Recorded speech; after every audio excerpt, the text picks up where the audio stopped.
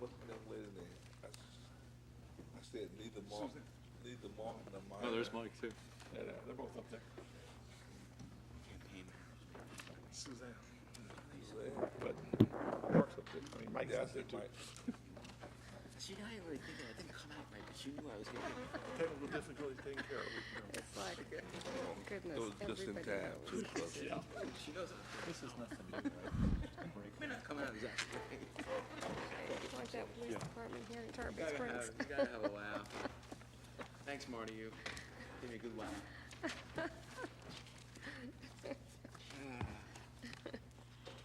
No one else campaigning. It was in the paper with every article, right? I now call to order the budget work session of the Board of Commissioners of the City of Tarpon Springs on Tuesday, August 7, 2014 at 6:30. Roll call. Mayor Archie? Here. Vice Mayor Larson? Here. Commissioner Tarpon, he's absent and excused. Commissioner Banther? Here. Commissioner Siebert? Here. We will now go to public comments on any item that would not be discussed this evening. Seeing none, item number 1, general fund budget discussion. City Manager. And I'll start off by going to the board, and we'll be showing you the updates from our presentation that we gave you the last time.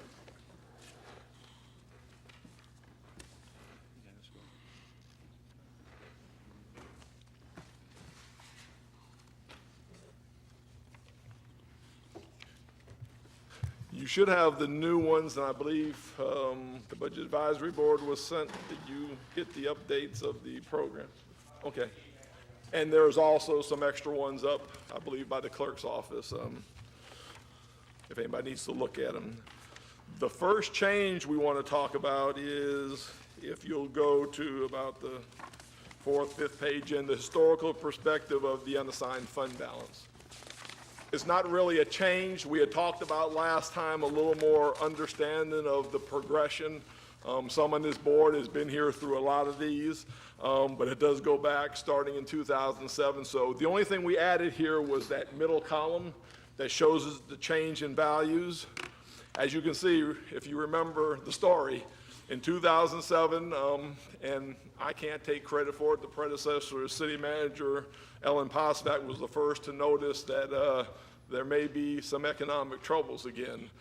I took over in 2008, and those prospects for economic troubles looked more realistic as they went. The year 2008, we pretty much stayed within a budget. As you can see, we added a little bit, 160,000 to the reserves, but we were pretty much within budget. But that is when we begin to start the savings process because we were unsure. The next year, we were able to put 500,000 close to into the budget. Again, saving, freezing positions, not spending. But it was very evident during 2009 that the finances were crashing and we were going to be in some serious issues.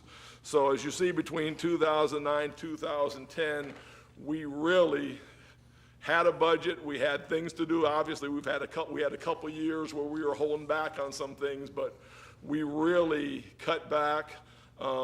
We had some savings in fire and police, public safety. We had a great deal. They helped us tremendously with some of those savings. We had a few smaller things come in, but we conserved and we didn't spend, and some of those frozen positions became positions that we decided we weren't going to fill. And at that time, that is when we put our biggest portion into the unassigned. The 1.7 million, that was our highlight. But after that, as you see the next year, obviously with all that savings, obviously some things had to be done that hadn't been done the past few years. We ended up back to having taken about 500,000 out of the reserve.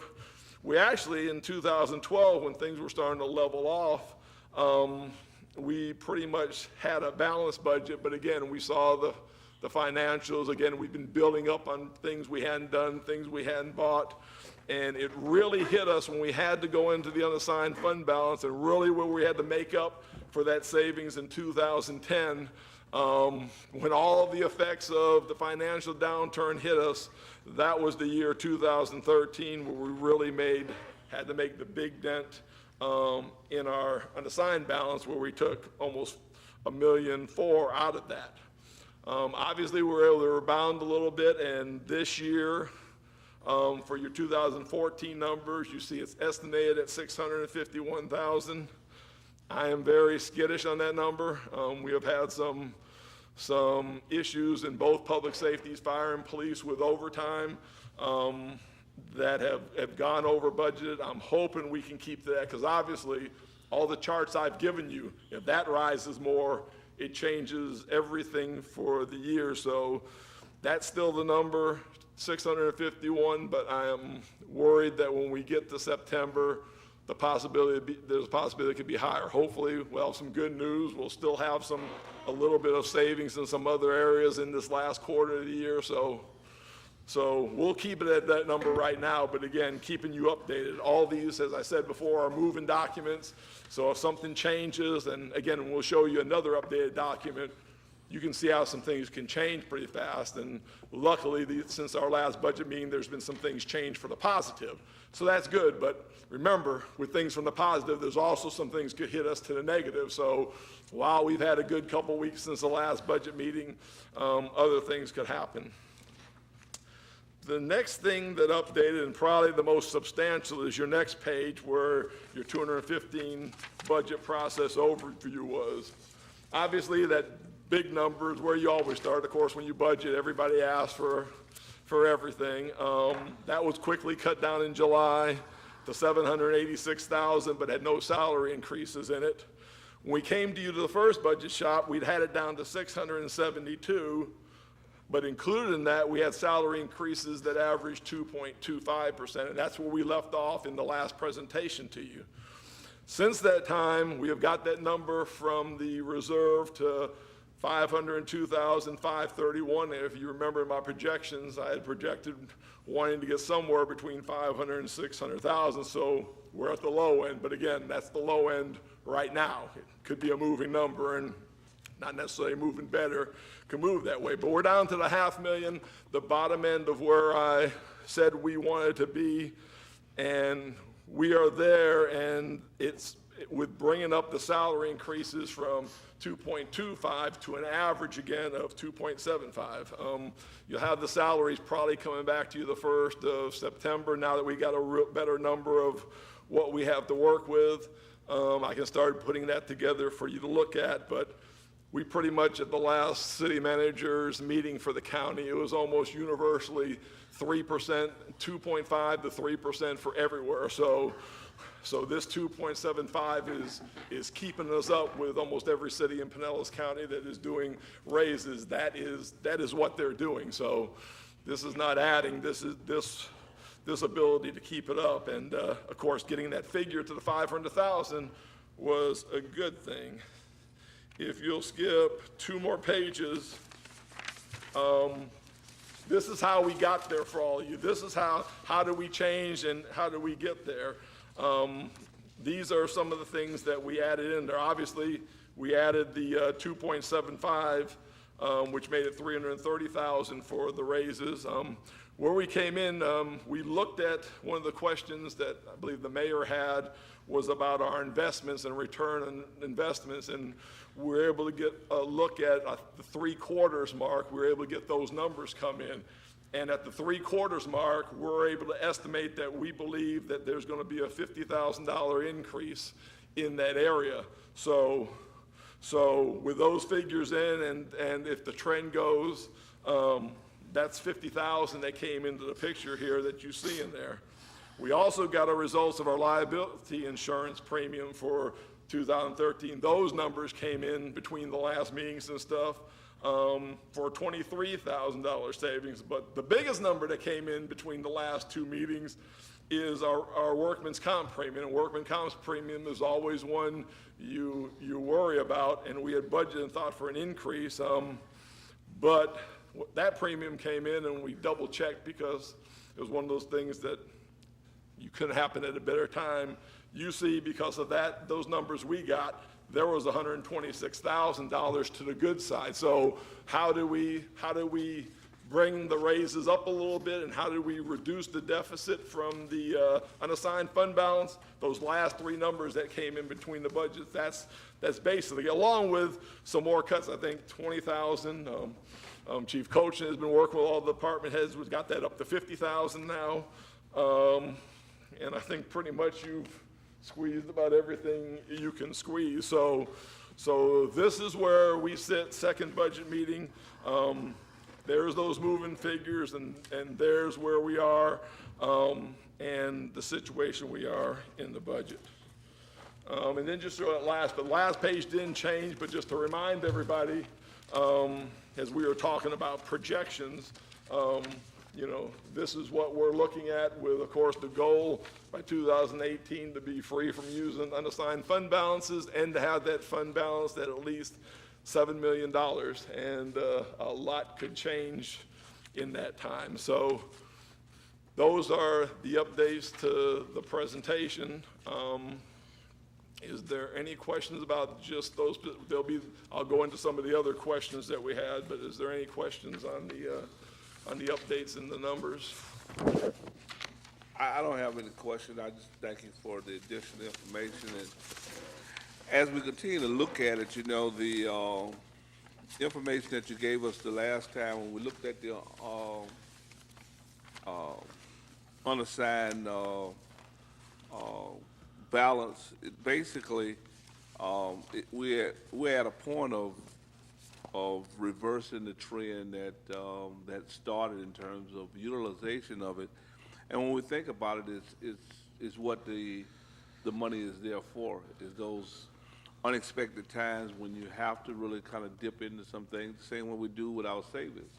We hope that things are going to turn around and we have to use less of it and less of it until we get to a point where we're back where we once was at. So I think that, things are looking good. We hope that it continues with this trend, which will help us to continuously use less of it, which will get us to a point where we can actually start to maybe look at the tax millage rate and start to reduce that too. Hopefully that's what the future holds for us, but none of us know for sure. So I don't know if Commissioner Vice Mayor. Thank you. One question I had related to the budget. We're currently budgeting $32,643 for the city share of the Jolly Trolley, and I just wanted to verify if I'm understanding this correctly. It's my understanding that if Greenlight Pinellas passes, that the city's obligation for the city share for the Jolly Trolley goes away. Is that correct? Yes. Would that be in this budget, so that $32,643 would go away? My initial understanding, I don't know, the mayor's been involved in this too, about the definite answer. I think that would be the case, but I'm not quite sure of this first year. I thought it was going to go away. I don't know if you've heard anything. I haven't heard anything more. That's what we definitely would hope, that as soon as that happens, because I'm not sure when that the contract is due in terms of looking at paying that, but we would hope that if it passes, then it would be immediate for us. But I'll have that information when I talk a little bit later about some other monies that may be out there and stuff. That was one of the areas, depending when that kicks in, whether it's a prorated portion or whether it's the whole thing gets reimbursed to us. That and another area I'm going to tell you is where there may be, I know there's different, we talked, and we're going to talk a little more about some things that the commissioners might want to do some money with. We talked about, you're going to hear Karen Lemons tonight about some needs that she may have. You heard Commissioner Tarpon talk about maybe some type of facade program for the grants. Some of those other things I'm going to talk about in just a few minutes, but that would be an option for if that passes in November and we are told that obligation is out. That would be a little pool of money either for reserve, for one of those things you talk about. If you wanted to add more economic development, you can add, and that's one of those factors that could be if it goes. So Thank you. I'll get that definitive answer if that cuts off immediately or it takes effect into the next budget year, because that'll have a difference in there. Okay, thank you. Mark, you said you hope that the reserve usage for 2014 comes in at 651. What's the number you have in mind if that with the overtime it might come to? Like, are we talking 100,000 more, 20,000 more? A guesstimate. No one's gonna hold you to it. But Yeah. just, I was thinking at least 50 to 100,000. That was. I mean, and how likely is this? I mean, is this just out there, or is this? Well, for instance, I think when did your fire overtime budget go out? July, beginning of July?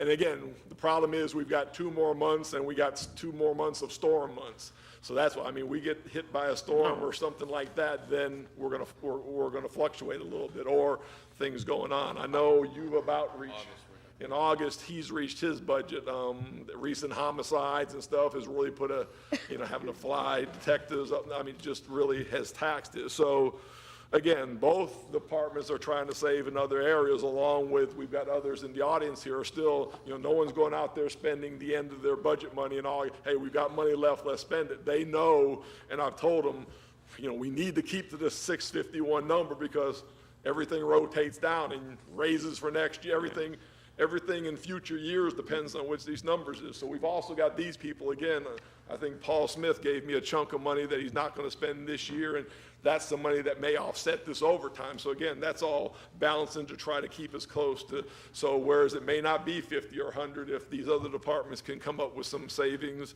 at the end of this budget year, that can go in there, but. Well, I mean, that's definitely a good goal, to have it there as a goal, but I'm just worried about how realistic that number is. So I'm gonna just assume we're gonna be higher than 651. So, and again, I mean, public safety comes first. I don't propose at all in not funding that. We have to. But I just want us to be honest in those numbers, because we talk about reversing a trend, and this chart's very helpful, and I'm glad, because I really do think this is the first, at least since I've been on the board, or even on the budget advisory, we're having an honest discussion about the reserves, the condition they're in. It's always kind of been brushed aside. It's always been kind of I don't want to say a passion of mine, but a concern of mine. And, if you're looking at 651, possibly going to 700, or at worst 750, we're still not, I wouldn't really call that quite reversing the trend. We're definitely headed down from last year, which is horrible at 1.3 million. But I'm glad to know that maybe the ceiling would be 750 worst case scenario, but I suspect you're coming below that. I wouldn't think you would hit that ceiling right there. And that's another reason, I was going to get into that later, but this is good to get all these points now. If you remember, the projection is between 500 and 600,000. Normally, you could say, well, if we got to the $600,000 point, we're within thing. But because of the uncertainty of where it is for that's why our real goal, and everybody went back, was to get the 500,000 instead of 600,000, because we wanted to be on that low end of the range in case this year's goes a little higher. So if I came to you and presented this to you with 600,000, well, if that goes up this year, I'm gonna have trouble balancing it with what I said there. So that is why the real goal before we got to tonight, and again, we just had the luck of some of those numbers that are uncertainties in the budget.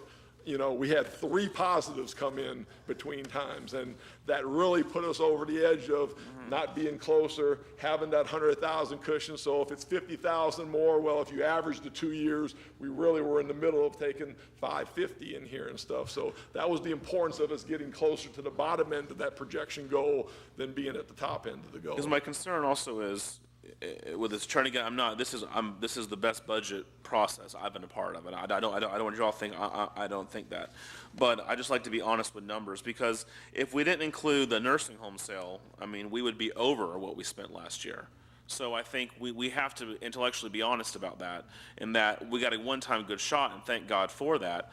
And I'm hoping that in the coming years, we can continue adjusting down what we're spending as best we can. I've said before, we're not going to save our way out of this problem. We have to grow revenue. We kind of have to understand that if it wasn't for that sale, we would be in a worse situation than last year.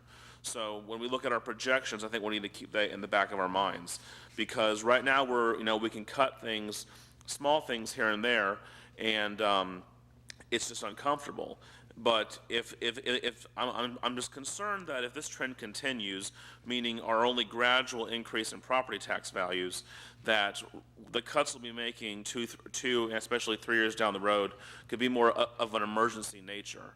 So, and that's one reason why, and I mentioned it in the last workshop, I really think we need mid-year budget updates, because I had no clue, and that's embarrassing for me. I had no clue we were at 1.3 with the reserves. I know I could probably decipher it from the financials we get each month, but to have a very good overview like this mid-year would be very helpful.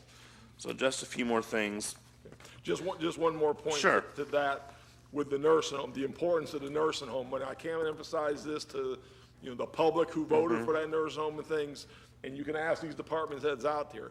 The things you see on the nursing home list, I have cut 1, 2, 3, some of them 4 years in the budget. So it's not, the one thing is it's catching us up from 4 years of, it's Correct. not like they're recurring and next year I'm gonna have a big capital. I have had all this capital that's been sitting, buildings need to be fixed, bathrooms need to be, important functions. If you go down from trucks that are ready to fall apart that we haven't been able to do, that nursing home running, kind of get that capital that, I can only go so long till the building caves in, the truck stops going. So it's not, it's something that we can really catch up the last 3 or 4 years of that capital that these department heads have done without 3 and 4 years and not really new things. So while there will be some capital things for next year, we have taken a big burden of our capital backload and taken care of it with that money from the nursing home. And again, we kind of promised the people we're going to put it back into our equipment. It wasn't going to things out in the air that you can't see.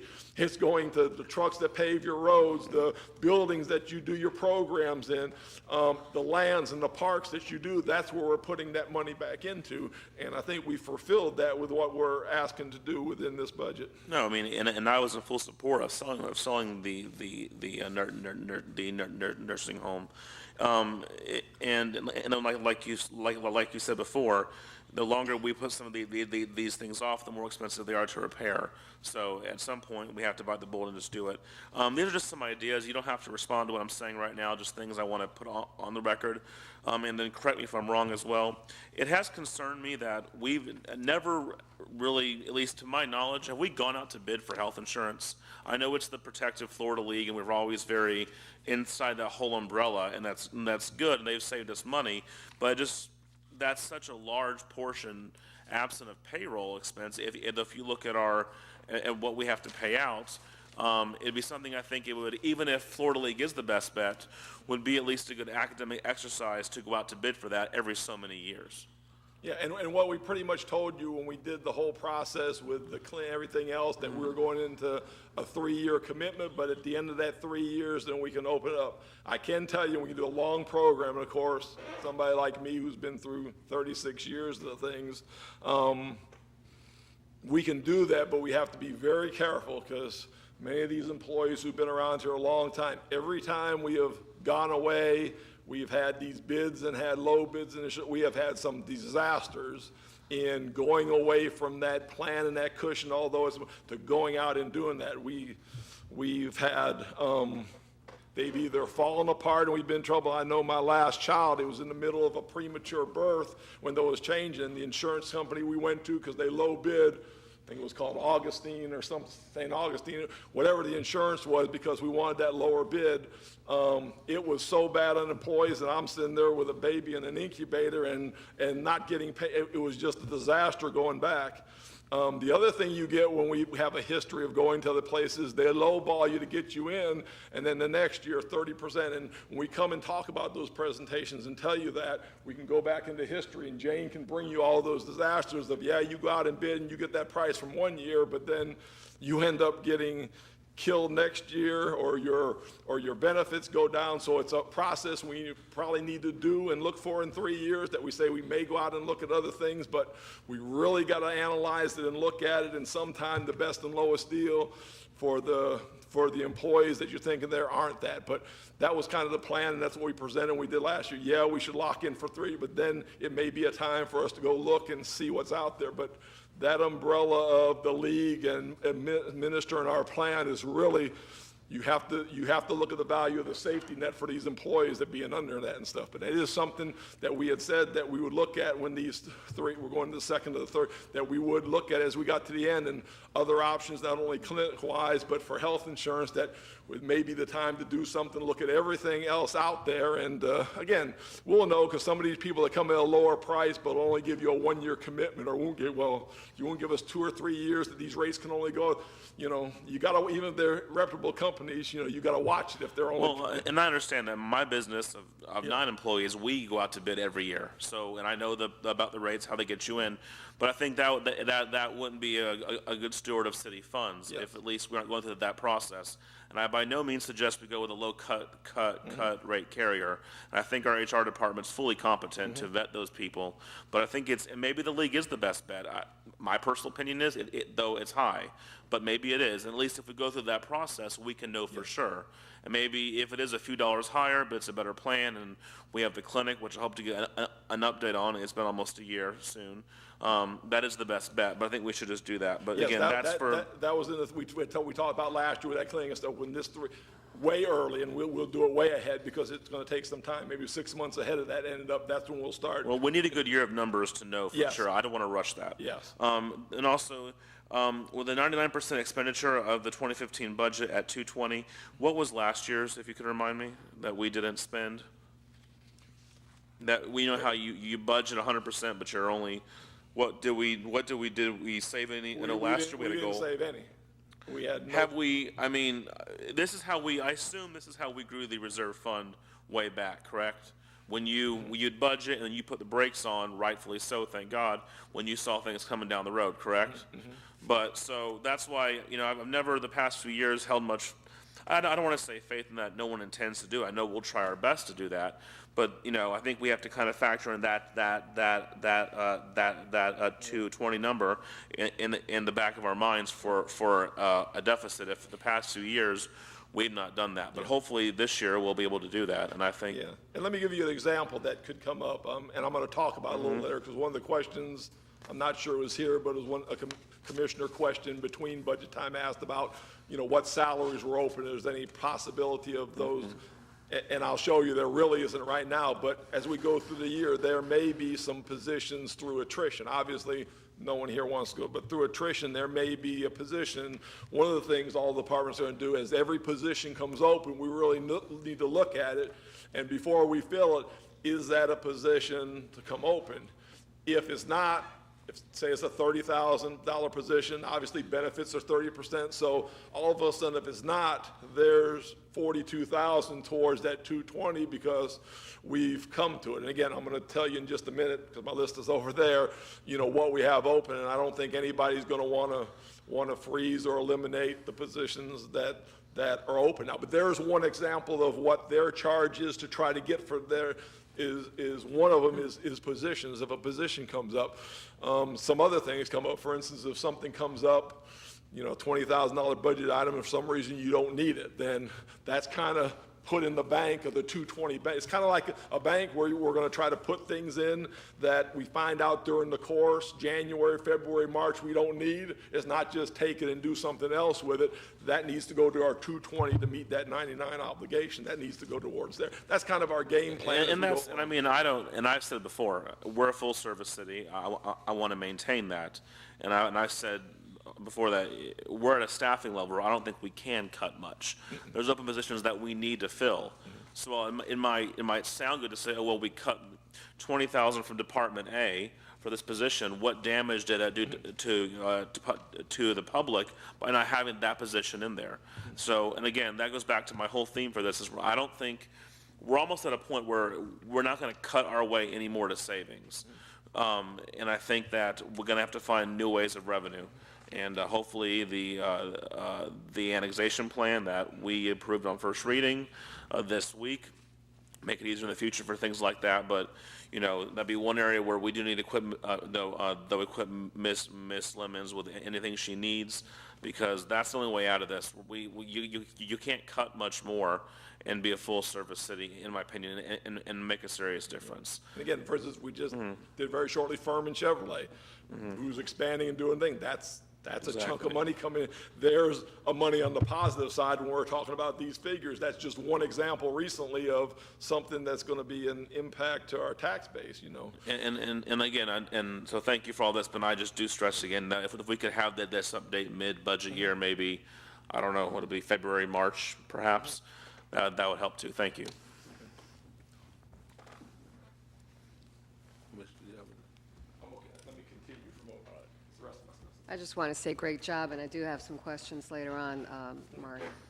Yeah, I'm just going to try to catch some of the highlights of the last time and some things brought back. Then we'll open it up again. We've got the department heads here. We've got that.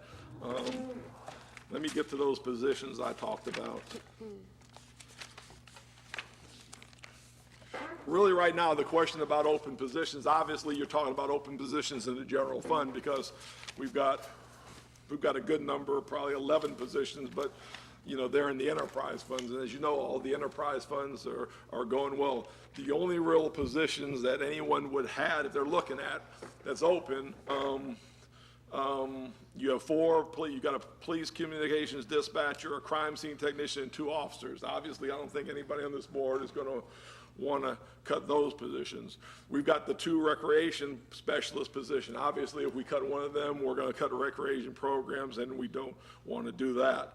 And there's another, we had one on the list, but I think we're close to hiring your clerk's position for the record specialist, which is very, very needed and stuff. So, and of course, we've got the planning and building positions that we obviously know, and obviously, please, Karen Lemons will be committing her and myself and a few others if we don't get people in those positions, obviously those. So really right now, I don't think there's any we could even look at if we were thinking about it. And I know, y'all know Full Service City, you know how short everybody is. So the questions of, are there any positions right now that would be open and help the general fund budget? I would say that would be no. How is that going with the development services positions?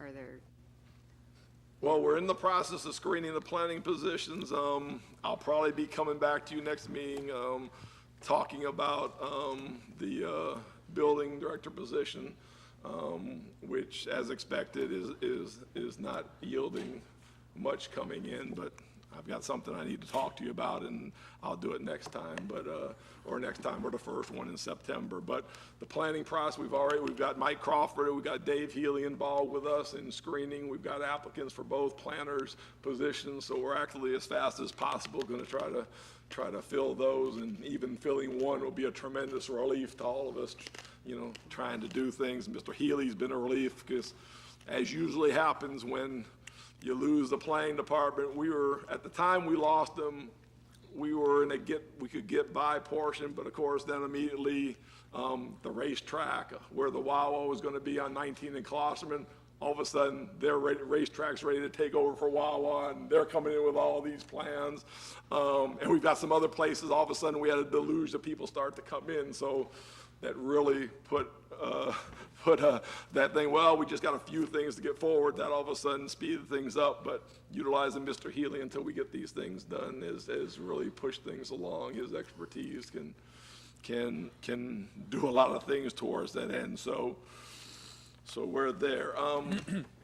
A question that came up about one of the major, obviously the 2 major things in your penny for Pinellas money the next 2 years. You know, next year will be the full fire station. This year it's the city hall and the expenditures to make this building somewhere that can be a city hall and last for 20, 30 more years. Obviously there was talk a while ago about moving and building a new city hall. That was never any talk for me. I love this building. I went to junior high in this building, and I love working in it, but this building has needed for years some serious work, and it's got down to that point where it needs to. Tom, if you could come up, because there are some questions to remind the commission that it's a big expenditure. The general fund money that you see in there was money from the sale of the land by the hospital. It's not just general fund money that is taken. That money was reserved back several years ago when that land sold to assist with the penny money That's where you get the 1.5, and you've got all the numbers, and then the 600,000 to get the 2.2 million. Can you go over what the issues are with the building again? And they've got your sheet, but let them know, and what the anticipated prices of what we need to do to make this building something that we can stay in and keep the moisture from destroying it for the next so many years. Sure. Tom Funchen, Public Works Director. Of course, we've been looking at the building for a number of years, so this is not something that's hit us right away. We've been planning on this for a while. As you know, this building is, 80-plus years old, and it's had actually a very useful life. But at the time here, we do have to do something with the outside. You have a lot of water infiltration from the bricks, from the mortar, not the roof. The roof is actually in very good shape. The windows, and it's time we really start addressing that before it ends up costing more money. The outside of the building, of course, the brick veneer needs a couple of different things to it. Not only does it need a sealer onto it and the brick, the mason repointed, which means cleaning them out and redoing it. Also in the plan is doing some expansion. I'm not going to get into the details onto it, but it's pretty important. What you see now, if you walk around inside the building, you'll see some of the damages are up in the stairwells, above doors, above windows. There's a few windows here that leak quite a bit. My building maintenance department are up there with mops and towels every time it rains. The cost is quite high, and some of the costs are, of course, the fact that it's an historic building. I do have to preserve the historic nature of the building. There are some options along with those constructions, but again, that's going to have to be addressed during the bidding process. There's some window things that we could change to save a few dollars, but we're going to put those out and put them as add alternatives to it in case the prices come up. I don't believe so. I believe we'll be able to keep it under the projected price of 2.220,000, to be honest with you. But it's something you have to do. If we delay this any longer, this price will go up quite a bit more. It's not only is the operation of the building, also is with the employees inside the building. There's a lot of moisture building up in the building. As you can see some nights in here, you can pretty much tell the high humidity. I'm open to other questions on as far as the work goes. You could go with a little bit lower cost. I don't recommend it. It would cost you, in the long term, much more money if you decide to go a little less on this. Cardinal TB did do an evaluation on this in 2012. I'm going by their recommendations. I'm open for questions. Just for my own, my own ignorance, what is parapet and cupola? The parapet is actually the top of the building over here. If you went up on the roof, there's about a 5-foot wall that Okay. goes completely around the building. That parapet, that actually has some sealer on top of it. It has flashing on top of it, and that's starting to fail along there. The cupola is actually, if you look above the doors and the windows, you'll see the ordinate tops of the windows. They're all failing behind it. You can't see it from the road, but up close you can see it. They need to be addressed. Is that the most affordable option, in your opinion, is the $600,000 for window replacements? Yeah, and that window replacement there's a second option in there would be a covering over the existing windows, which may save you a few dollars. The only drawback is you're going to lessen the life on the existing windows. Somewhere along the line, you have to come back. It's like putting paint on a car that really needs body work. We can cover it up and get a couple more years out of it, but I don't recommend doing that. And how long would these windows last theoretically if they're put in, as long as we don't have a major storm? The new ones? Yeah. Probably, hopefully, long after I retire. You'd probably get 25, 30 years out of it. So we have that like reverse shutter system, right? Like the hurricane shutters go inside the building. Yeah, well, we have some shutters for inside IT. We actually don't have anything internally in the building as far as any type of roll down or emergency shutters. Because I just noticed they're pre-drilled everything in the upstairs Yes, conference that's an IT. Yeah, in a few places we do have it, but not throughout the whole building. Okay, no. gotcha.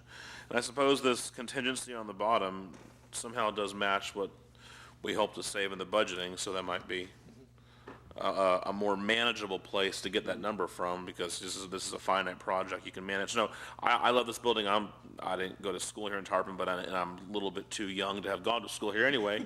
But I do want to see City Hall stay here. I came here growing up in Cub Scouts for when Anita was mayor and everything. And I just, I like this building too. I have no interest in us going anywhere else.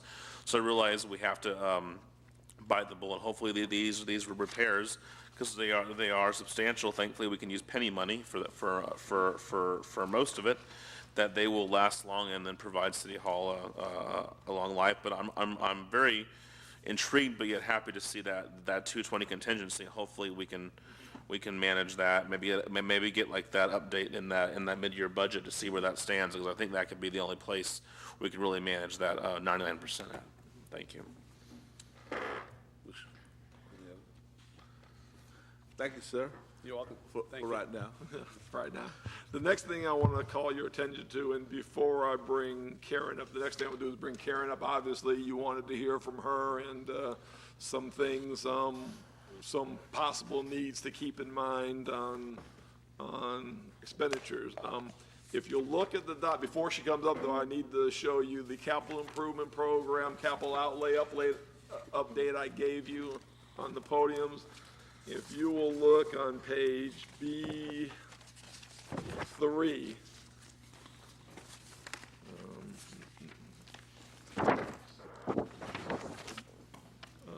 maybe at B2, I'm sorry, we ended up condensing it and got to the end of B2.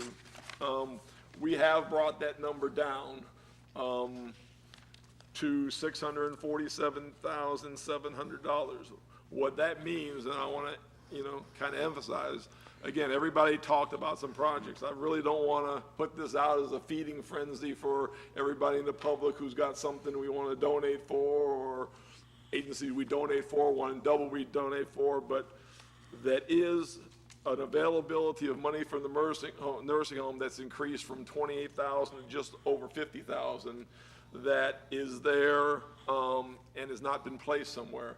So when you talk about such things as we did last week, the possibility of a facade grant for the docks, or some of the things you hear from Karen when you need to, there is a discretionary pot of money there that hasn't been allocated yet that this commission can look at and decide where this money got to go. Again, it went to 28, and luckily some things came off and we didn't place them anywhere else because I wanted to leave some money for some of the things that you would talk about, and maybe some more things that talk about the ability to have that. So right now, 52,300 from the, yeah, 5,300 from the nursing home money is not allocated. So keep that in mind as we go through the process, and that's a good lead way because you're going to tell them where you'd like some money.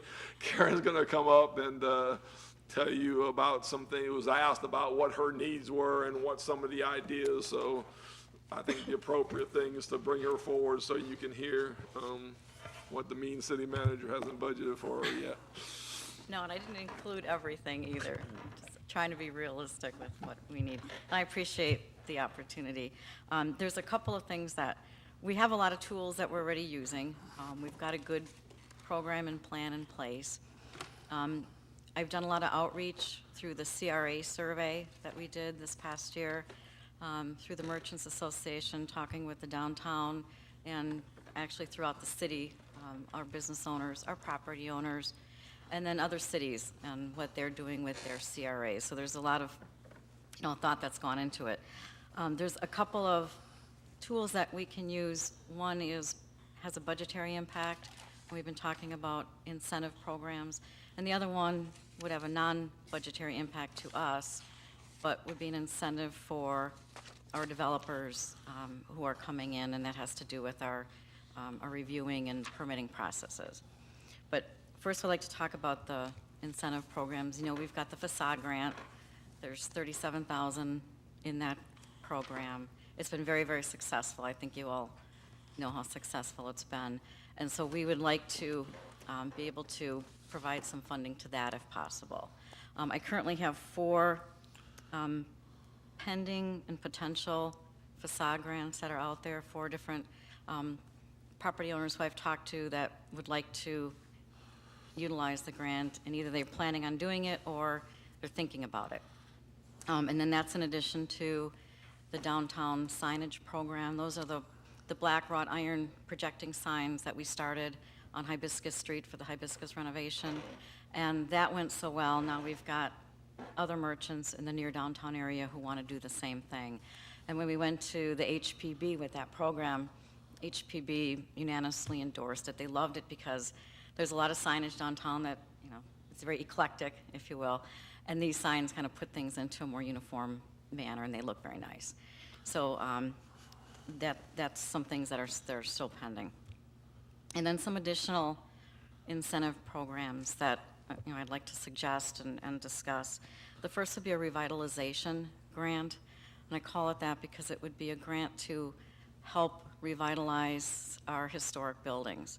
And again, this would be in the CRA, but it's to provide some technical and financial assistance for buildings that are older. You know, we've got beautiful historic buildings downtown, and that's one of the attractions to our cities, that we have a historic downtown that has a lot of character. A lot of cities don't have that, and it's something that we should, you know, really embrace and try to maintain as much as we can. Some of our buildings, if they're not, I shouldn't say some of them, all of them, if they're not kept up, as older they are, they're going to fall into disrepair. And once they're not routinely maintained, they fall into disrepair, and it gets harder and harder and more expensive to get them back into where they need to be. And we have several examples of those buildings within our CRA, and we're losing good tenants because of that. For whatever reason, some of our property owners, they're either unwilling or unable to do repairs. And they're structural repairs I'm talking about, things that are inside the buildings, electrical, plumbing, HVAC, mold abatement, things like that. And, you know, a tenant will come in and they look at the building and we lose them, you know, they move on. And so this type of grant would assist either the building owner or, with the consent of the owner, a tenant that could provide some incentive for them to get the buildings up to code. It wouldn't be a luxury improvement. It would just get the building into moving conditions so that we could get these tenants in, and so that they choose us instead of another city. And it could run like the facade grant, you know, perhaps a $5,000 grant that would be reimbursable, you know, 50% match. And that's something, again, that we need, because we've been turning away several potentially good tenants because of that issue. The other would be similar to that, but it's a restaurant recruitment grant. All great downtowns have lots of good restaurants. You go to cities that have vibrant, thriving downtowns, they've got great restaurants, lots of people, nighttime foot traffic. People go to eat, they shop, they walk around downtown, and you've got stores that are open late. That's the atmosphere that we're trying to create in our downtown. We have a lot of available sites, and again, these are some of the same buildings that tenants have looked at, but they're retail buildings, and it's very costly to repurpose a building from retail to a restaurant. So this could provide some incentive for repurposing a building, modifying it from a retail to a restaurant purpose. And it would be pledged specifically for those types of restaurants that would stay open until after 6, so that we could, you know, try to get that nighttime foot traffic that we need. And again, it could run just like the type of facade grant that we have. Maybe it would be $7,500. And I know it's very costly to put in kitchens and to do all these modifications, but a lot of times these grants are enough of a goodwill to, you know, cause the business to choose us rather than choosing somebody else. And then the other issue that we could do, and this is non-budgetary for us, and this has come up before. It came up in the CRA report that we did, I think that was in March. It came out of the survey, and that's streamlining our approval processes and our site review processes. And especially as I've gotten a little bit more involved now with planning and zoning, and I see how the processes work, and they can be lengthy and time-consuming, and there are very few applications that come in that can be approved administratively. Nearly everything goes through the different board approval processes. So there were a couple things that I thought could maintain the high standards that we have for developments, but still expedite and speed along some of the permitting. And one is administratively approving conditional uses for the on-premise service of alcohol. Currently, those are conditional uses, so every application goes through our technical review committee to make sure that it meets all the codes, and then it goes through planning and zoning, and then it comes to the Board of Commissioners. So it takes about 2 months. If we could do this administratively through our technical review committee, which is comprised of all of the areas, all the staff throughout the city that that make decisions on that. So it's planning and zoning, it's our stormwater, it's our wastewater, you know, they take a look at it. If it meets all the codes, that we could just approve that administratively. Obviously, if it wouldn't, if there are, you know, if it's close to a church, if it's close to a school, if it doesn't meet all the required codes, there's something unusual about it, it would be brought forward through the traditional process. But if not, that we could do something administratively, because that would reduce it from 2 months to about 2 weeks. And, you know, for businesses that are opening, especially restaurants and those types that have a very small window of opportunity, it would be very beneficial, I know, for them. And just to give you an example, like the 701 Tap House that, you know, they just burned down now, if they decide to rebuild or somebody buys it and rebuilds and they open up next year, even though they've had their liquor license and so, you know, it's approved and it's zoned correctly, they would have to go through this whole process again.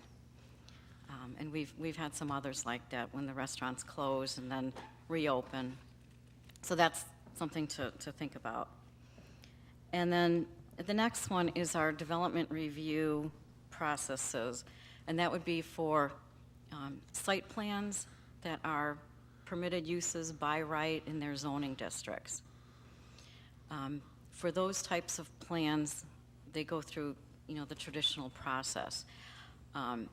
What I'm suggesting is if it meets all of our setbacks, all of our requirements, that could be an administrative approval again through the technical review committee. And then reports could be, you know, obviously brought back to the board to show what has been done. This is done in most cities that have the SMART code.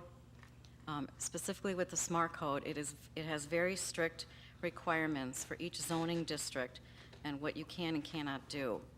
And that's one of the incentives that cities use when they adopt a SMART code, is if you follow all of these requirements, then you can get administrative approval, and that, you know, really speeds up the permitting process, and especially for those bigger projects.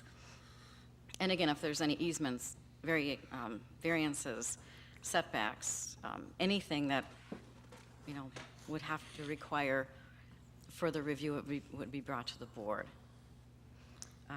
If we did that, it would reduce those review processes from between 3 and 4 months to 1 month.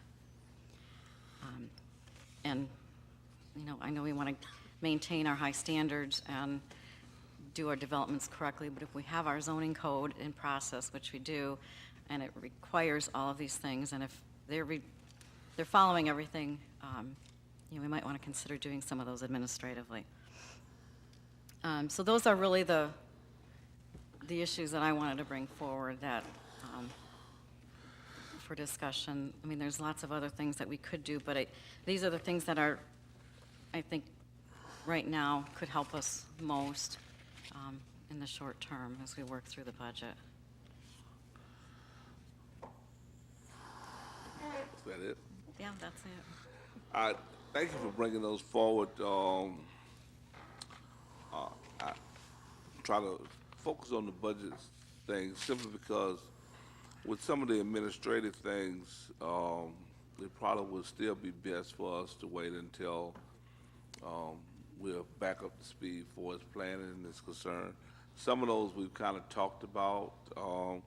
I'm not sure about the alcohol one. It seems like one that would be somewhat cut and dry, but every time we've moved towards administratively, you know, there's been that outcry of, you know, circumventing the process, and it hasn't happened, which is what Smart Code was supposed to do. A lot of that was supposed to have been administratively, and it has not. So it kind of adds a different little layer there. But those are things I think that we can kind of look at as we continually try to revise some things, and hopefully some things will be put into place with some new people coming on board, some new suggestions in terms of how to get some things done that's going to expedite some things for our business community. But from a financial perspective, I know the city manager was talking about 52,300, and that's just 52,000 that we're talking about if we looked at an additional program for within the dock area that I assume could be modeled somewhat after some of the things that we're doing in the CRA district. I would still hope that we would look at, because I know this is always that touchy place when we start talking about the unassigned fund balance, you know. How much is enough, how much is too much, and all the rest of that. But it's a thought of mine is that, you know, that's a place that we can look at least for the CRA district in terms of some type of loan, looking for things to get better. Because one of the things that I look at when I'm talking about the unassigned funds is to look at how much our overall revenue has dropped. You know, yes, you know, it seems like we're using a lot of our unassigned money, but in 3 years, that fund almost increased by $2.3 million, which is a lot. I mean, you know, it's a lot in a downtime. You know, revenue's going down, fund balance is going up in terms of trying to make those type of sacrifices that sometimes you have to pay, which is why I look and I appreciate the city manager bringing forward the positions. At some point in time, cities operate on people. It's a service industry. You can cut people, you cut services eventually. When you cut people, you cut services, after a while, you're talking about why aren't people wanting to do business with us? So, you know, I would hope that we could look at some dollars in terms of some type of loan to the CRA so that there are dollars that we can do some things. We know that there are some areas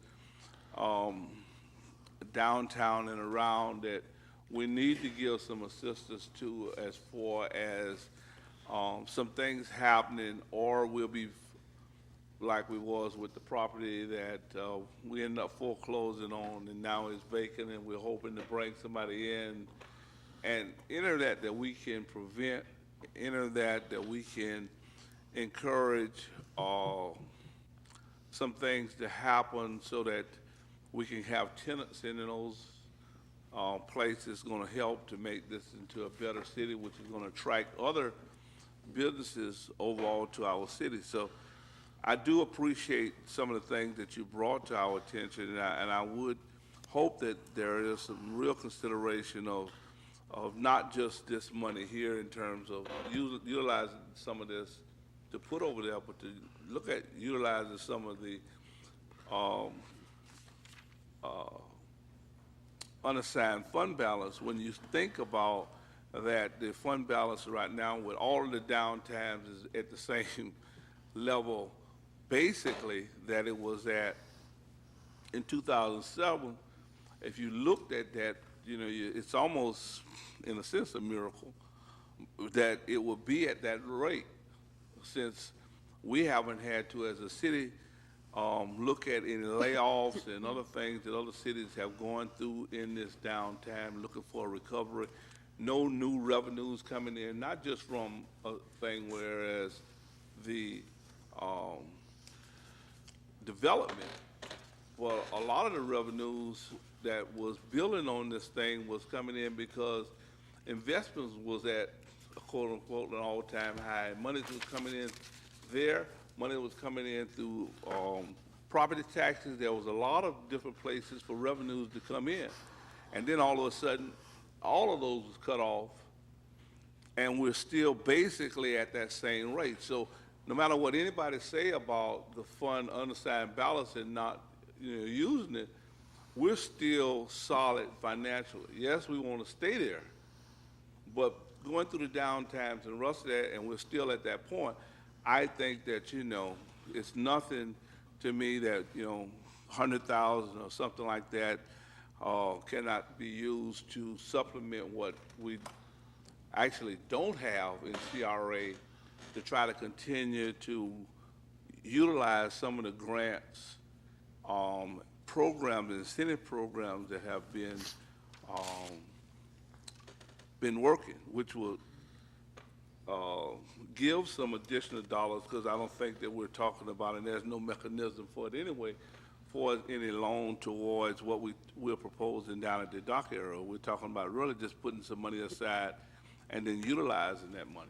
But I think, and I stand to be corrected, that we could look at getting that money back when things are a little better in the CRA area. So, but that's just some of the thoughts that I have, and we can look at maybe some of the things that you've talked about for as additional tweaking, what that would look like in terms of those grant funds are concerned. Okay, appreciate it. I don't know if Commissioner. Oh, thank you, Karen. You have some great ideas. Well, we talked at the last meeting about increasing our revenues and bringing new businesses to town, and to that point, permitting is very important in facilitating that process. So I think if we can look in the future at doing something like making some administrative decisions when it comes to permitting, it would help our new businesses or businesses that want to expand. I know I went through that process, and time is money. So anything we can do to facilitate that process for businesses, I think we do need to look at in the future. And thank you for your work. Okay, thank you. The vice mayor go first. I always go to the vice mayor, so I'm going to go to you first with the vice mayor. Either way, I just had a couple of quick comments. Ms. Lemons, I appreciate the ideas that you brought forth this evening. I guess I'd like to get some additional information. You talked about 3 different grant programs. The facade grant program that it sounds like it's going well, needs some additional funding. The revitalization grant, which to me sounded kind of similar to the facade grant program, so I'd like to get more information on exactly what that is and how it's different. And then also the restaurant recruitment grant. I guess one thing I'd like to find out, and not necessarily tonight, but at some point when you can provide that information, how much money, if we're serious about doing these things, how much money do we need to put into these grants in order for them to be effective? Is it a situation where we need to prioritize which grant we think gives us the best bang for our buck? And if so, I would ask for your expertise to give us your opinion on that. Or is this a situation where we could come up with a certain amount of money, and that could be kind of our grant dollars that would be available for all 3 of these if they are all 3 equal in value? I mean, obviously there's some differences between them, but if they are perceived to be equally valuable, I guess I would just like to get some additional information on that, because I know the city manager has mentioned $52,000 that may be somewhat available from the nursing home sale that has not yet been allocated, and the mayor mentioned potentially funding grants through other mechanisms. So I guess I just want to get more information on exactly the most effective way to do that. Okay, thank you. And again, my ideas, my thoughts for y'all on this is similar. And mine is adding to that 3 you had was the, a sponge docks facade grant. So in my mind, there are 4 out there.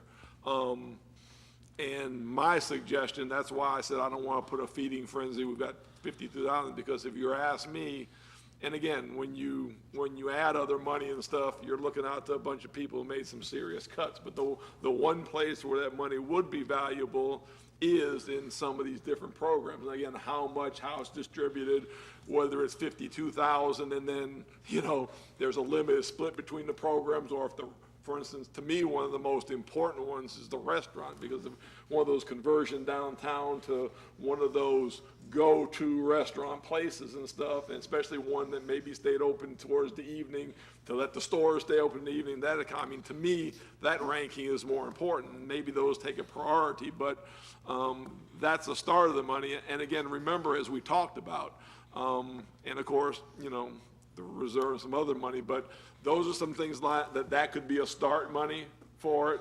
And then when I know what that number is for this year, when will we really know for sure what that money from the unassigned fund balance for this year? Is it usually November or? Yeah, we have to do the closeout, at least. What's the date? What date will we probably know that number? Probably early November. So, you know, obviously, I really want to, until we see what that number is. Now, if for some reason that number ends up being 600,000, it ends up being less, there could be a consideration of some other money. If the money is up 50 or 100,000 there, then we may have to sit back and wait to see. And again, as we go progressively or something comes in, we could always be aware if there's some money goes up and she runs out, whatever's allocated to her for those 4 areas and stuff.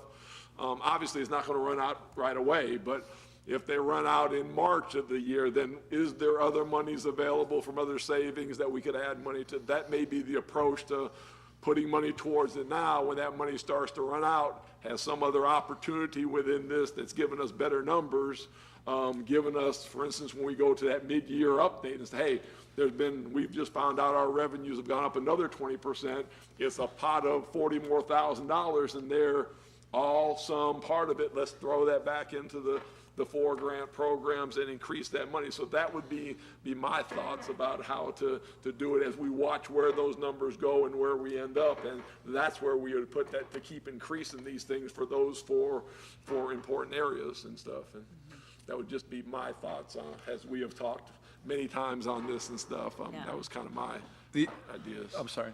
The other question or comment I would have, and maybe this is too hard to do, but if we choose to invest money in these different grant programs, is it possible to get any kind of a projection on how that investment could pay off in terms of how that could result in increased revenues for the city? Maybe that's too abstract. Maybe it's hard to come up with that type of a projection. Well, I mean, we could look at, like with the facade grant, since it was started, I think it was 2011, 2012, we've given out $92,000, I think, and that's leveraged $350,000 in private investment. So, you know, we could look at doing something similar. If our, if a $7,500 grant would attract a restaurant in, what they're putting into the building then, in addition to the sales tax and everything else, could be something we could put together, figure that out. And then the other question you had was the differences between the 3. The existing facade grant is for exterior improvements. So it's windows, doors, awnings, roofs, landscaping, irrigation, anything on the exterior of the building. And then the revitalization grant is for interior structural improvements. So it would be, AC, cooling, heating, plumbing, electrical, mold, things that, would cause somebody, you can't move in, to get a property into move-in condition. And then the restaurant grant, that would be for repurposing a building. So it would go toward, if we get a restaurant that wants to come in and it's a retail and they have to put in, a kitchen, they have to put in extra water, ventilation, all the things that normally wouldn't have to do, that would go toward that. Thank you. Thank you. I think that though the mayor brought up some very good points about when we look at the unassigned fund balance, consider, and I say this hesitantly because I'm probably the biggest hawk on it, what we can use for it. So I think that ties into what I said about how we're not going to cut ourselves out of the problem and we have to grow ourselves out of it.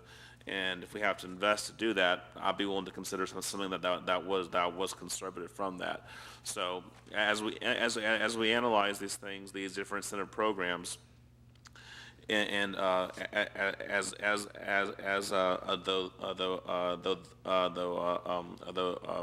vice mayor said, if we see that one's producing a high return, if we can put more money into that, I wouldn't be opposed. But just to say about that looking at that unassigned fund balance, I think when budgeting, you have to look in it, though in the future, what we are planning on using. And this goals we have here, they're very conservative, and that would be great to stop at 7 million, but, you know, we should always be looking to the future. What are we planning on using? Not just what we have used. As when we brought in that analyst back in 2011, that analyzed the millage rates and the different fund balances and when that would run out. And I think a good portion of what he projected was true. But regardless, I think though Commissioner Siebert brought up some very good points about the streamlining process. There's definitely some things we can look at. I wouldn't want to streamline everything. Well, that sounds bad, not streamline, but not fast track everything. There are some things that, even though they could be done inside the office, I think need to come be for us. Because like my question would be like the gun range. I voted for it. That they didn't have any variances or anything. So would that have been done administratively then? If it hadn't required any other alterations, then yes. I don't think it But did, see, we did it? could, you know, No, the but thought I was. think you were mainly, that's not within the thought was smart, to- I think you were talking about mainly those things that are under the. Just in the smart In the code. smart code. I Okay. think that's what she's talking about, Right. those situations where we've got a smart code that really defines everything pretty clear. You either meet them or don't meet them, but then you have to go through all this process. Okay. I think that's the major attention, Yeah. not necessarily citywide or for something like a gun range on Ninth or some of those issues that no matter how much it meets the thing, people still can't understand. People still are considering that gun range as a conditional use and should have been viewed by you as a conditional use when they don't plain understand that, you know, if you want to violate the law, and I won't mention the county and their safety harbor, but if you want to violate the law for public opinion, that's fine. But as the editorial in the paper said today, you know, the law comes first and then the other thing. So, that would be the problem. But when you have a smart code and you got all those things down to the regulations and stuff, I think that's mainly some of the area you're talking about. Some of those that you've got it so well defined that you either meet them or you don't meet them. There's not a lot of interpretation or compatibility things that you may raise in some of the other places that really need to be vetted, no matter if they're uses that need no conditions or not. You still have to vet them in the public and let people, even though if it's evidence you can't consider, you just have to let them Exactly. express. No, the that's thing. why I just want those protections in place Yeah, for but things like the I gun think mainly range. smart code and those type of Right. situations Okay. where it's right there. I mean, No, it makes sense. I think it's just and I agree, because there's been small things that cost you know, people money that we could streamline easily. So I think that's something it's been talked about a lot for the past few years, but maybe this fall we can do something about that. I'd like to bring that back and get more input about various things like the alcohol issue and then different kinds of site plans. Just lastly, the facade grant has been successful, so I would think, and I agree with Vice Mayor, that we need to see maybe like a priority chart for these, and which is doing best. I know we've only tried, to my knowledge, just the facade grant and the signage, just on Hibiscus. But that facade grant, I think, is very important for the appearance of our downtown area. So if we could refund that sum to get more grants, that would be great. These 4 pending grants, would they exceed the 37,000? Why are they pending? Is it just the process, or Yeah, likely they would. If they would got- exceed? If they And got that's the just full first amount. come, first serve? Right. Pretty much, okay. Well, I know with Tarpon Tavern, it has greatly improved the look of the area, so I don't know of anything that you have listed here that would be better for development. And I think if it's been that much successful in the downtown area, though it's outside the CRA, I think we should try it for the docks. I would be a supporter of that, to somehow try that, because I just think that would be a good gesture for us to do for them, and I think that it would work well down there. So thank you. And one other thing, I've been trying to push we've got a loan program too. We've got the facade grant and the facade loan. So I've been really trying to push that, but because that way would make it self-sustaining. It would kind of be a revolving loan. People would take the loans out and then they pay it back. But I haven't been able to gain much footage on that front. I definitely have to agree about the facade grants. They've been very beneficial to the city, and they would be down at the docks as well, and the restaurant grant. As far as a grant helping business owners or property owners fix the interior of their buildings, I think we would need to really look at that, because anybody would love to get some money to redo their plumbing or their air conditioning. I think it might be better to entice the tenant to get that benefit to come into a building rather than giving that, money to the owner whose responsibility it is to keep up their own buildings. So those are just my thoughts. Okay. Anything else? Well, thank you, and, One more thing before she leaves. The last question I think that we had last time, we had talked about some ways, and I know it's something that is not finished this meeting, but kind of give them an update about what you thought about the update, looking at the projects, looking at when they come into fruition, where we get the tax money on. Some talk from the last budget meeting where people have talked, do we have a better idea on my projection chart? How do we phase in the money? How do we know the money's gonna fit? Just tell some thoughts. This is something that can't be done in 2 weeks or a month or so, but this you'll be constantly working on, trying to keep track of a development comes in of 54 homes, trying to watch and see how long they come in, when that money's gonna be spread out, and when that money's gonna hit the positive column to maybe move that scenario up from 2018 to, if all that gets in, all that tax revenue comes in, you could very well move that number where we get the goals and have this money you're talking about sooner.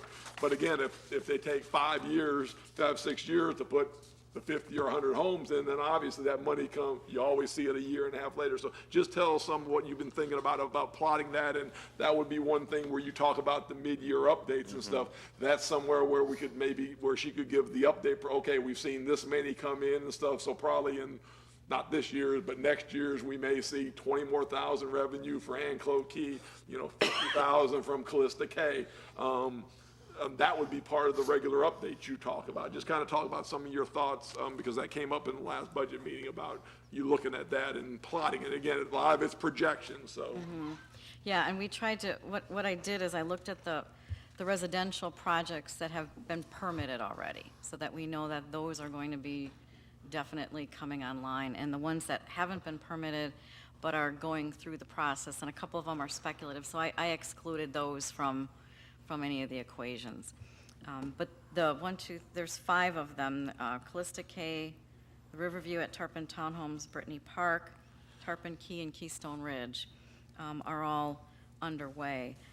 In addition to the Reload gun range and the nursing home, which will be coming on board. So what I did is I took these projects, I updated how many homes have been permitted to date, and estimated their value of their homes based on what the developer was telling me or what had been sold previously, and then projected out the revenues based on, working with Anthony on when they were projected to be coming online and getting their COs.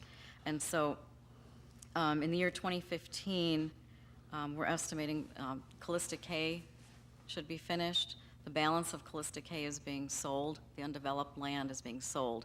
So I did not include, there are 32 townhome units that were completed this year. So those will come online in 2015. And there are 36 units left. And that undeveloped land is being sold. So I did not include that in the calculation because we don't know when it's going to sell and when they're going to start building. And then Riverview at Tarpon, Brittany Park, Tarpon Key, and Keystone Ridge. So for tax year of 2015, we'll have Callista K and we'll have Brittany Park coming online. Brittany Park has 25 units completed and 33 to go. So those 25 units will come online along with Callista K's. And the projection on that is about $70,000 in additional tax revenue to us. And I've got a chart so I can give it to you. In tax year 2016, we added Callista K and Brittany Park, because that'll be ongoing, along with the Riverview Townhomes and Tarpon Key, They will have some of their first homes coming online, and then the reload range will come online in 2016. So in 2016, we could anticipate revenues of $183,000. Does that include the 70,000, or is that? That includes, right. That Includes includes the 183 70. inclusive, okay. So now it'll be 183. In year 2017, again, we've added Tarpon Key. Keystone Ridge, we're anticipating to come online on 2017. And the nursing home, we had a 2-year agreement with them to complete that, so that would be done in 2016 to come online in 2017.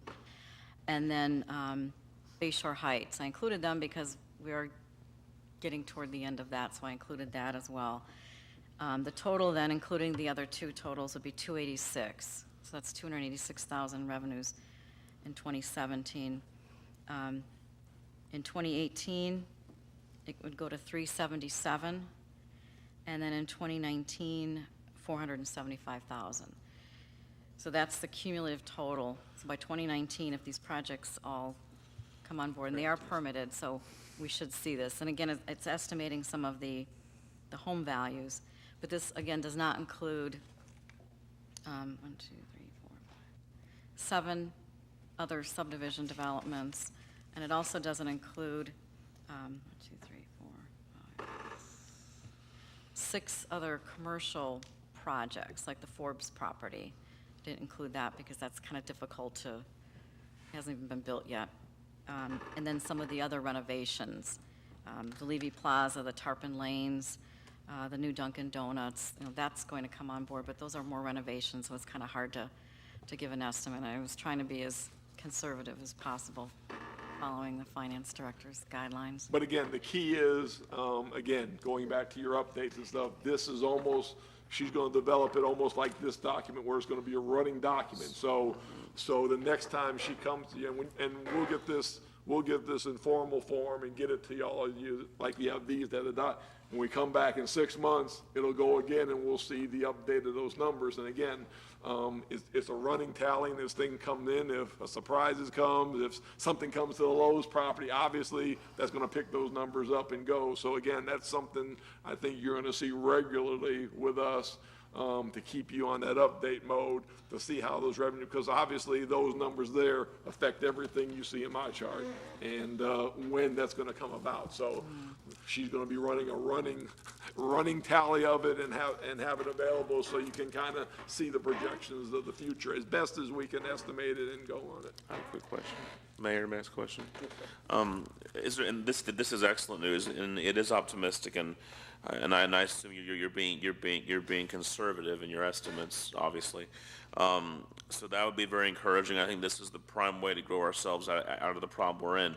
My only thing is that, just always a flip side, maybe if we can factor in, and this is not for tonight, just some way of, obviously, if we grow almost 500,000 in tax rolls, it's going to cost the city, because we're a full-service city, and I know developers pay impact fees, but just for the day-to-day citizen life, it's going to cost us money to have these people in here. That's a great problem to have. So if we could maybe find out for these projections, I know it'd be a complete estimate. There's not a real way to do that. What would it cost us to grow our population in this manner? Is it $50,000, $70,000, whatever? That'd be nice to see.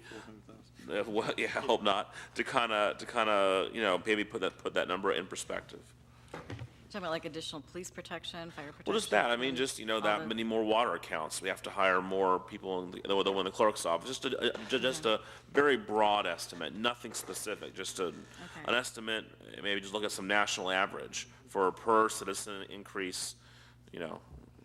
What it's going to cost us to do that. Okay.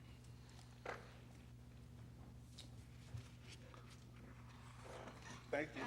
Thank you. And to complete what I have, which isn't a question you asked, but it's an opportunity, and this is one of our enterprise funds, and this is one of my projections in the future that's going to increase one of our enterprise funds. Paul, will you come up and make an introduction for me? Because I think the person we have brought on and as our golf course manager, when we get the greens and stuff done, I think we have found the person that is going to to generate some good revenue for that account there. And can you make the introduction and have him introduce and tell us a little about himself? Sure. Good evening, Paul Smith, Public Services Director, and it's my pleasure to introduce to you recently hired Howard Hunt. He's our golf course manager. He's a professional, PGA professional. And Howard, I'd like to say a few things to you, but before he does, I just want to briefly tell you about our selection process because it might be of interest to you. We're fortunate that we have the PGA of America supporting our golf employees, our professionals there, and they have a service for recruitment of executives it's free to the city. And it was quite an extensive process, and I'm very appreciative that we had access to that. It was something where we put a lot of information together and submitted it to the PGA. It's called the Career Links Program. And it's sort of like the eHarmony of the golf world, where you put all of your needs into their database, and they come up with a list of candidates that are interested in employment. We got a list of almost 50 candidates, and of that, we were able to interview 10 people in the first round and then make some final round selections. And I'd like to recognize we had a panel. Former golf course manager Chuck Winship was gracious enough to help us in the selection process. Also Tom Funchen, Jane Niffen, and myself. And we also had a local PGA professional, an additional one named John Johnson, who participated and helped us on this selection process. But after a battery of tests and multiple rounds of interviews, Howard emerged as a clear head and shoulders above all the other candidates. We're very fortunate that he chose to come join us. And I'll just tell you a few things that really appealed to us with Howard. First, he has an agronomy background, which is turf science. And the reason that's important to us is we contract out the maintenance of our golf course. It's one of our highest annual costs. So to have somebody that understands the details of what the proper care that's happening is really happening, and keeping an eye on that contract and having regular interaction with the contract superintendent on site is a tremendous value to us. Also, Howard demonstrated a focus on customer service. He has a likable personality. I think that's going to go a long way in the transition process and moving forward and getting us some more business. He has excellent references, and overall his experience lines up well with our needs, and he complements the skills of our existing staff. So with that said, Howard, hopefully I left you some room to talk. Yeah, thank you, Paul. First of all, I'm certainly glad to be in Tarpon Springs. Thank you for having me be a part of your city. When I first got when I first entered, and pardon my voice, this is just the way I talk. I'm not sick, don't have a cold, just born this way. But anyway, when I first found out about the job opening, of course, I was interested. I came all the way from eastern North Carolina. As you can probably tell by my slang, you're going to have to get used to that. But I'm a good old boy. But when I first saw the job opening, of course, I was interested, and I've always kind of wanted to move to Florida anyway. It's always been intriguing to get down here as a golf professional, where golf is very important. It's a very big industry in Florida. So I kind of wanted to be a part of that. And then when I came down here and saw Tarpon Springs, I was very pleased with what I saw. I want to compliment all of you because I think your downtown is beautiful, where I come from. A lot of the small towns in my part of the world, you know, a lot of those downtowns are drying up, especially in the eastern part of North Carolina. So I think you're doing a great job of keeping it vital and you know, the improvements you're doing. Short-term goals for me in the golf course, obviously, is with the renovation that's going on. I hope maybe y'all have had a chance to get out there and look at it. If you haven't, you need to. We're looking at somewhere trying to open up mid-September maybe, but the short-term goal is to get that finished, to get it in as good a shape as we can. Long-term goals are to maintain that, as Paul said. You know, 1/3 of the golf course budget is maintenance, your maintenance contract. And of course, I do have a turf grass degree from NC State. I got into the golf professional afterwards. So I can get, you know, I just think it gives me more, it's kind of a bonus. But that's going to be one of my main focuses, to make sure you are getting the bang for your buck on that contract. When I first came down and looked at the golf course, I don't think you were. I'm just going to be quite honest with you. So, and as we all know, one of the major factors that's going to contribute to the amount of play we get, which of course is reflected in your revenues, is what kind of condition the course is in. People that come down here to public, gee, it is a public golf course, when they pay their money, they want to play on something that's pretty nice. They want to have a good time doing it. So that's going to be our long-term goals, is to keep the golf course maintained at the highest level possible so that our patrons and the people that visit the city, it's going to be a place they want to be. And of course, the more golfers we bring in, the better off everybody's going to be. So once again, thank you very much. Thank you, Paul. Look forward to working with all of you. Please stop by, see what's going on, talk to us. If you got any questions, I'm a phone call away. If anybody got any questions of me now, now's the time. I don't have any questions. I just say welcome aboard, and Okay. Paul used eHarmony. I've been seeing those commercials. They say they stay in love a long time there, so hopefully this is a long-term relationship. Looking for you to do some good things for us as far as the course is concerned. So Yes, sir. I hope so as well. Thank you. And obviously, we've already got the word from I'm sure all you know Chuck from the Boys Club. He's from his neck of the woods in North Carolina, and he informed us after coming back there that there's a major booster of the University of North Carolina, $1 million donor, that is very unhappy that we stole him from that golf course up there. And he came back to tell us, boy, you must have got a coup, because they're pretty mad that this guy's leaving and stuff. And of course, my hope was, well, I hope that $1 million booster doesn't kick in some money to try to keep him up there. We're not going to get him down there, but He can come down here. That was the best out of the blue. Chuck came in from coming back from up that area, from coming up there, and says, boy, you sure stirred them up there, because they're real unhappy they're losing him. So their loss is our gain. And again, when you talk about revenues and the projection, I think we're in good hands for that enterprise fund with the gentleman that we've hired for that job. And so he was here tonight. He's the first coming here in the meeting, so I want to introduce him to you. And that. So that's pretty much my portion. Bringing back from the last time that we talked about the budget, we're gonna, we'll open it up to anything else. What my plans were is that at the end of the next two regular commission meetings, the one in August and September, at the end, to put an item up on the agenda for any other budget things to talk at instead of another. I think we'll just leave those two meetings. Have I told you probably the first meeting is, or definitely the first meeting of September, I'm going to bring you all the salary stuff as I usually do separate from the budget. I'll bring you the salaries on that second, but also on the 19th and the 2nd, I'll have an item on there about the budget towards the end of the meeting. So if there's anything else we want to touch before we get to the public hearings on September 8th and 25th? 24th. September 8th and 24th, where we have the two public hearings on the budget and stuff. So that's kind of the schedule that I have proposed. And again, we'll open ourselves up to the staff members here and myself to anything else in the budget that you want to go over in any of the areas of the budget.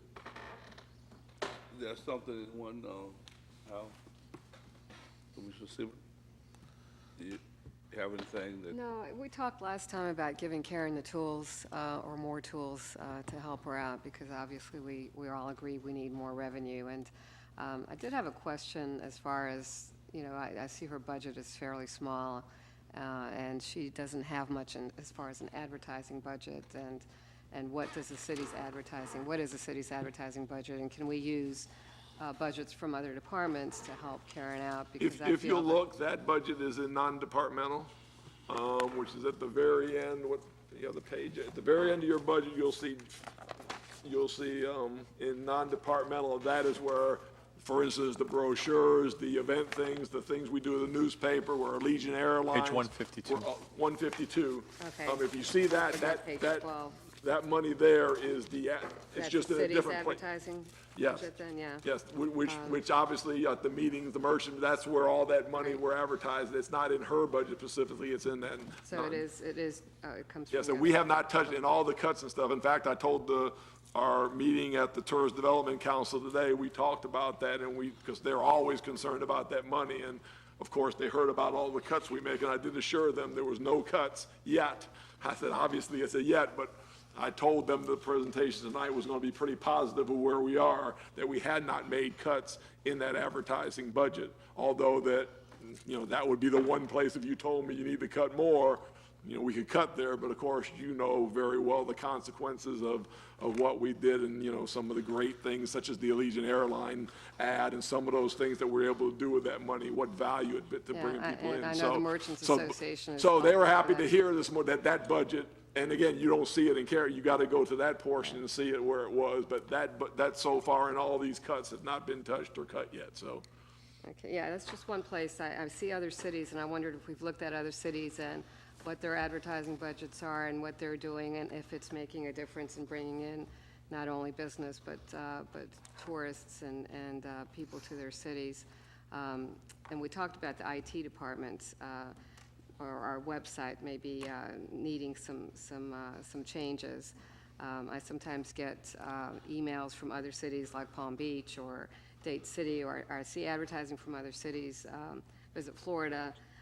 If we could use some kind of mass email system, with our chamber, with our city, with our Merchants Association, to look at doing something like that, if our IT department could look at maybe, again, our website needs some improvements, and doing more as far as trying to bring visitors and businesses to our city through more advertising or other sources of advertising. And those are just some ideas of trying to bring in more revenue and seeing how we can market ourselves better than we have been. Because I feel that that's somewhere we're lacking a little bit. Well, thank you. Sorry, thank you for bringing up the issue of the website. It needs a whole new website, not an overhaul. Is there anywhere in the budget for that? In IT, is it already in there? I mean, as far as what they could use for that, could that be pulled from the advertising budget? Or is there anywhere that the monies they could use for that? Not specifically and stuff, but obviously some money from there are some avenues too. It just depends on how elaborate those changes are. And our IT person has heard the last, of course, you've talked with her, Yes. so she's going right now with some ideas of what that may cost, what that may involve, and so she is working on that. Well, however you want to structure it, it's your choice, but I would like to see, and we talked about this 50,000 or whatever we have here, at least a few thousand budgeted for it. I mean, I having been in that industry somewhat, I don't think it's going to, if we do it in a smart manner, it's not going to be outrageous. I think $5,000-6,000 tops. But I think it's time that we do put that in the budget so it is done, because, if people look at that website, it's something out of the 1990s. It's information rich, and that's good, but the visual aspects of it need a complete overhaul. Okay. So. Yeah, we can do that. Anything else, Vice Mayor? Just talking about that, when we do some of the new hires, hopefully looking at the website, I remember one of the gentlemen coming up and was a little bit concerned about our permitting process and talked about online permits and those type of things, that hopefully the website itself is going to be functional for departments too, as much as it is easier to navigate. So, with that, I don't know if the budget committee, I almost overlooked you there, sir. Marty Peters, 1702 Heritage Oaks Court, and I'm Vice Chair of the Budget Committee. And I just want to clarify, I'm speaking as an individual because the Budget Committee hasn't discussed the things that you talked about tonight. And we will have some recommendations, I believe, at our next meeting. But I just thought I'd throw a few things out and share with you, and some of them which you brought up and pointed out. One of the things that caught my attention was the 99, and again, this is an individual, not as a committee, the 99% expenditure of the 2015 budget, and I was glad to see that you talked about that and shouldn't be counting upon that as something that's actually going to be there. It would be nice, it's a good goal, but it's not solid factual evidence. And speaking of solid factual evidence, I'm just pleased the way you guys handle things and don't get into these ideological battles like we seem to do at the state and national level.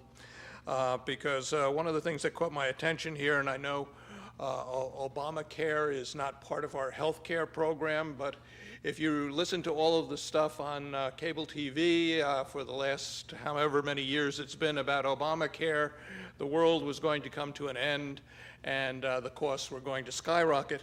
And it just caught my attention that the health insurance savings was an additional $84,000 this time. And I thought that was interesting, dealing with the real numbers. For whatever it's worth, and again, I'll clarify, I know we are not under Obamacare with this, but it is health insurance, and ours certainly didn't skyrocket as a result.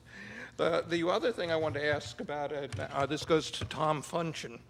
I would guess the $600,000 window replacements, are they Miami-Dade code? I would suspect not, because they are so, because of the price, and the Miami-Dade code are so expensive to do. But the Miami-Dade code, if you do the PGT or Simonton windows, are basically like having storm shutters on there, so you don't have to deal with storm shutters in the case of a hurricane. The windows are your storm shutters, and I was wondering if that was included, and if not, if we could get a cost on that, because it might be worth investing in the more expensive windows, which are also hurricane shutters, and you can watch the hurricane from inside. The other thing on that same particular item with doing City Hall, we talked about it on the Budget Advisory Committee a number of years ago, and we did suggest a delay on that because there was concerns about how much it was going to cost at that stage. And if I recall correctly, at that point, we were also saying that would have been the best time to do it because construction companies would give a real good price, and we could perhaps save some money by doing it at that time because they were desperate for work. We didn't do it at that point in time, but you were talking about similar things now, about do it now because you either pay me now or you pay me later. And I was wondering if anybody had ever sat down and when you're comparing these costs here, compared to what they might have been if we had done these things a couple years ago, if we could have gotten by cheaper. Just a thought. And once we meet and discuss these things, and I copied down as many of your suggestions, commissioners, as I could, and I'm hoping the city manager will not only have those for you, but have them for the Budget Advisory Committee, his recommendations for what he's going to do when he comes in, because we'll try and pick them apart and make sure he gets you real good recommendations when he comes to you. Thank you. Thank you. I don't know if you wanted to speak to the windows there, Mr. Spencer. As I said earlier, that'll be all part of the ad alternative. When the prices come in, we'll give contractors the option to look at different prices, and we'll pull all those prices together and decide where our best value is at that time. Okay. All right, thank you. No other comments. We'll adjourn this at 8:12.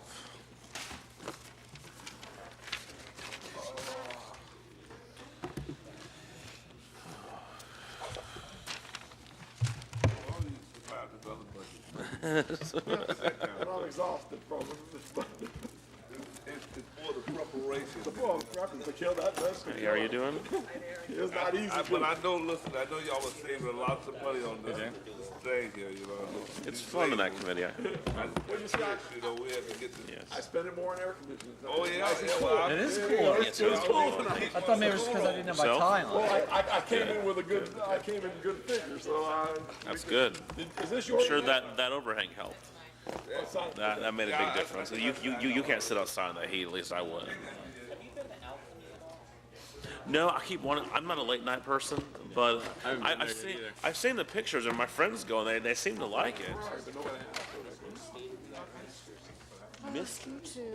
Hippie Fest coming Yeah, up. I've been yeah, so yeah, busy yeah. with that.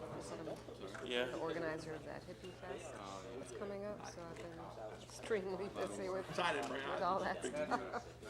I was wondering how people south. It doesn't get people wet, but it gets them cool. Yeah, it looks, yeah. Yeah. Yeah, it looks more. There's some great technology out there, so no matter how hot it is, it's still comfortable. But Hey, that's good. not dealing with heaters for the cold. That's coming next. I don't like heat, although artificial heat, no, yeah, me too, but I'll just deal with the cold. I don't want no artificial heat. Exactly. I'll see you later. So how was Channel 8?